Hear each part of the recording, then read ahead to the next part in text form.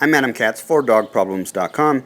If you've seen our other video on introducing your dog to being around chickens, then you saw me with this dog when he was all geared up with the training collar and the leash, and I was ready to correct any furtive movements towards the chickens, meaning basically any type of aggression or prey, stalking, or hunting type behavior.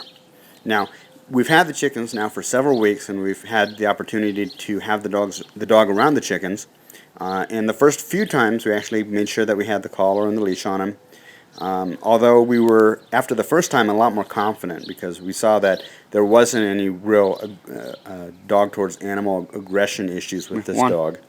And any type of overt interest, we simply just corrected with the leash and collar. And that was pretty much it. And now you can see the dog can be around the chickens. We actually use them as a distraction for his training, even though he's pretty close to retirement.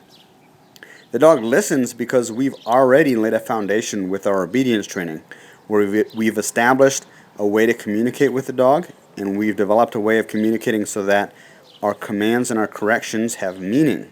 So now, if the dog should decide, like occasionally, once or twice, he's figured, hey, I don't want to kill the chickens or anything, I just want to play with them, I want to chase them.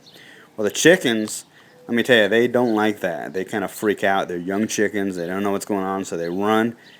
His play drive kicks in, and he wants to chase the chickens because that's kind of fun.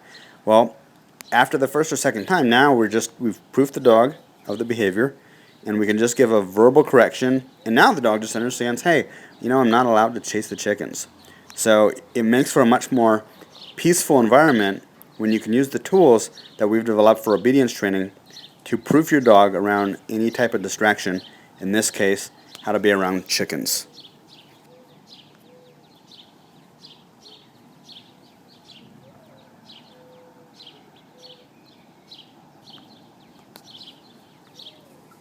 Sits. I should add, if you have a dog with a very strong prey drive, the cookie bribery, clicker training stuff is not going to cut it. You're going to have to use a remote collar in most cases to proof the dog first when you're not around the chicken so that the dog understands what the correction is for. Same type of thing that we do to this dog. And then later introduce the chickens as a distraction. But you're going to need to use the e-collar. The cookie bribery stuff is not going to cut it for this type of behavior. I'm Adam Katz for dogproblems.com.